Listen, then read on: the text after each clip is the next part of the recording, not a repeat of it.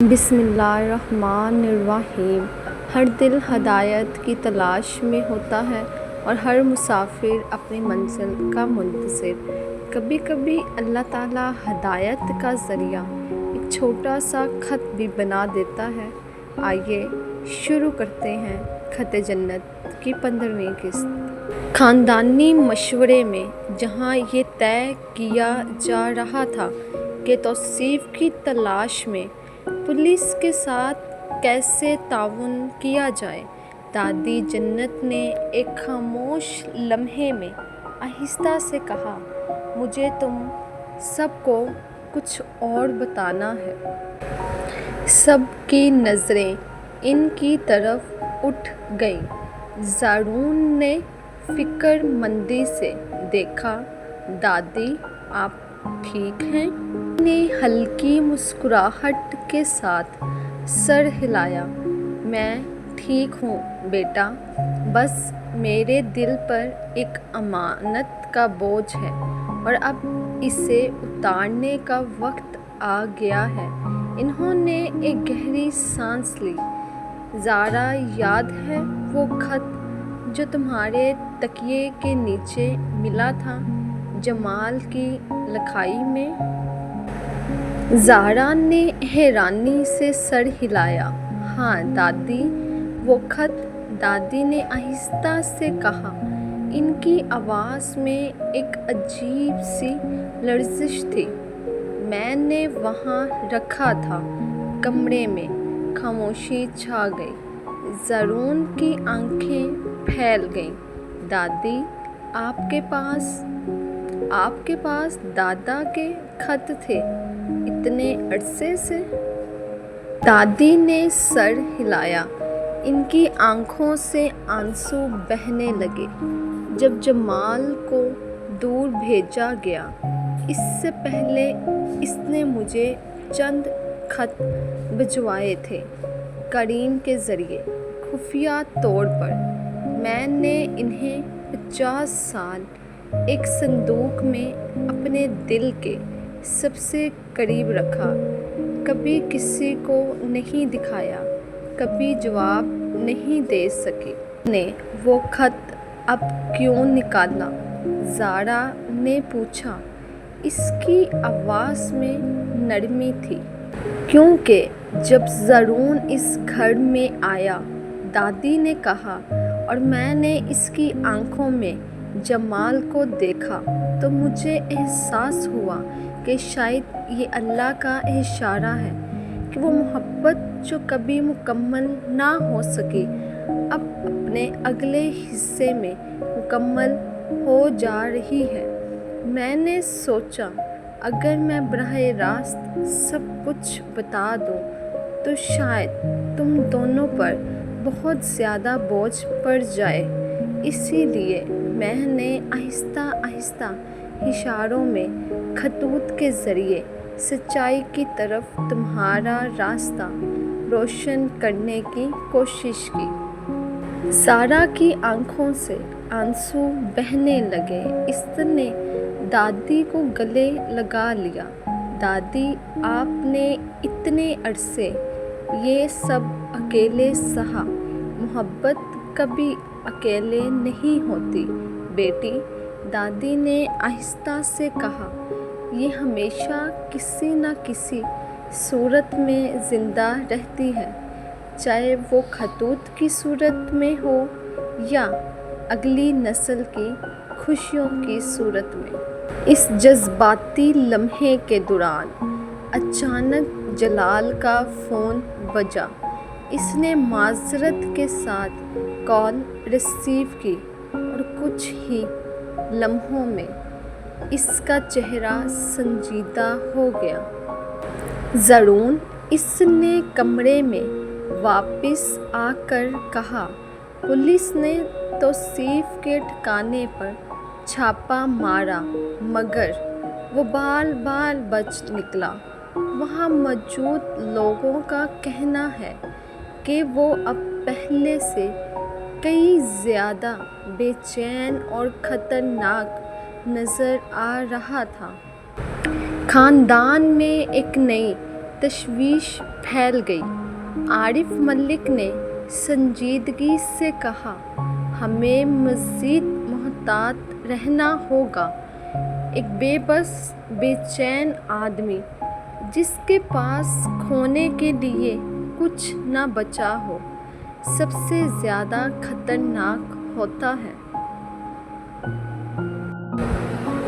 इस रात दादी जन्नत ने ज़रून को अपने कमरे में तन्हाई में बुलाया।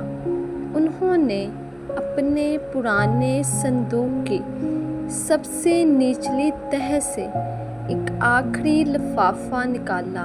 पुराना मेहरबंद कभी ना खोला गया।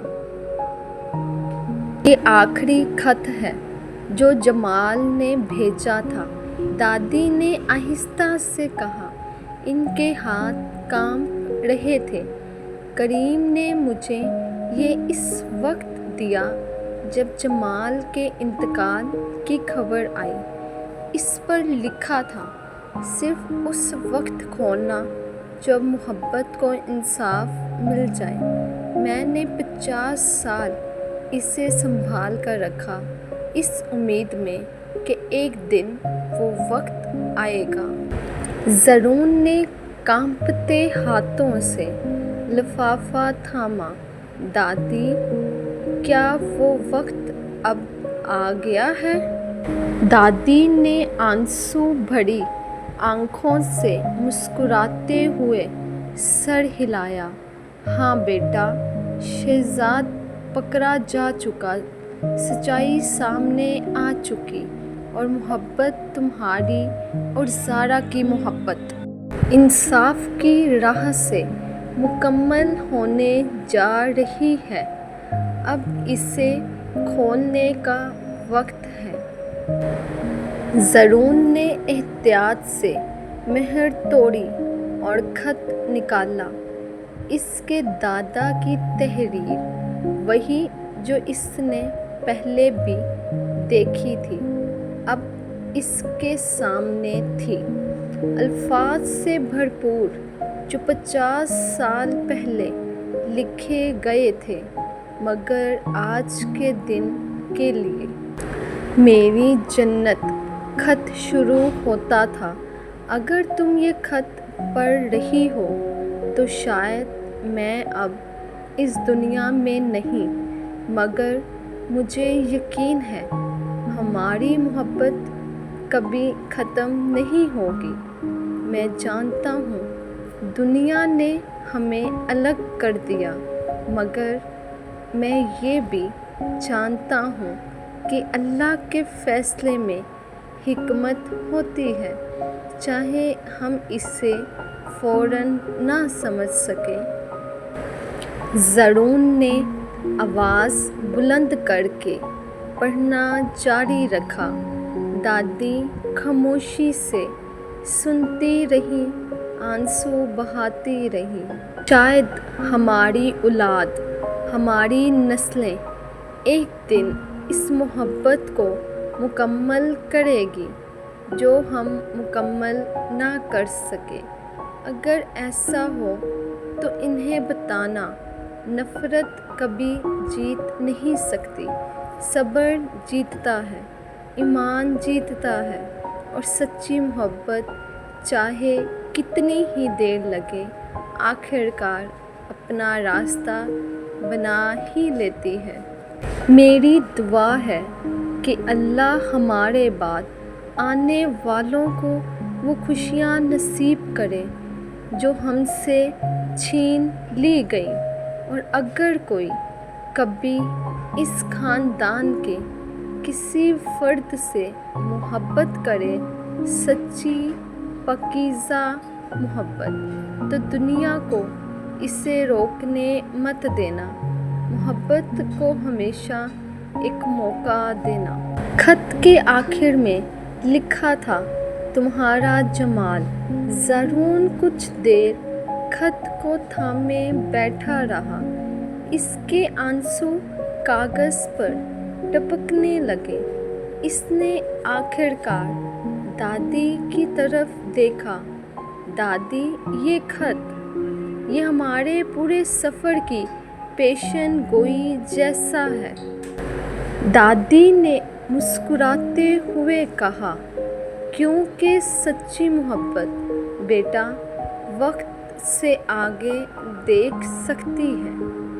اگلی شام خاندان نے دادی جنت کی خواہش پر ایک چھوٹی سی شکرانے کی محفل رکھی، قرآن خوانی اور دعا کے لیے، اس بات پر شکر ادا کرنے کے لیے کہ سچائی سامنے آ چکی تھی اور زارا اور زرون کی شادی قریب تھی۔ گھر کے صحن میں قالین بچھائے گئے، رشتہ دار اور قریبی دوست جمع ہوئے۔ زارا نے محفل کے دوران زرون کے قریب بیٹھ کر آہستہ سے کہا، دادی نے مجھے وہ خط دکھایا تمہارے دادا کا۔ زرون، میں نے زندگی میں کبھی اتنے خوبصورت الفاظ نہیں پڑھے۔ زرون نے مسکراتے ہوئے اس کا ہاتھ تھاما۔ وہ الفاظ اب صرف ماضی کی یاد نہیں رہے زارا، وہ ہماری زندگی کا نقشہ بن چکے ہیں۔ محفل خوشگوار ماحول میں جاری رہی، تلاوت کی آوازیں، دعائیں اور خاندان کی ہنسی خوشی۔ مگر جیسے ہی محفل اپنے اختتام کے قریب پہنچی، جلال جو گیٹ کے قریب چوکسی سے کھڑا تھا، تیزی سے اندر داخل ہوا۔ اس کا چہرہ سنجیدہ تھا۔ اس نے آہستگی سے زرون کے کان میں کچھ کہا۔ زرون کا چہرہ فوراً چوکنا ہو گیا۔ کیا ہوا؟ زارا نے فکر مندی سے پوچھا۔ کچھ نہیں، زرون نے سب مہمانوں کو پریشان کیے بغیر آہستگی سے کہا، بس احتیاطی تدابیر، تم پریشان مت ہو۔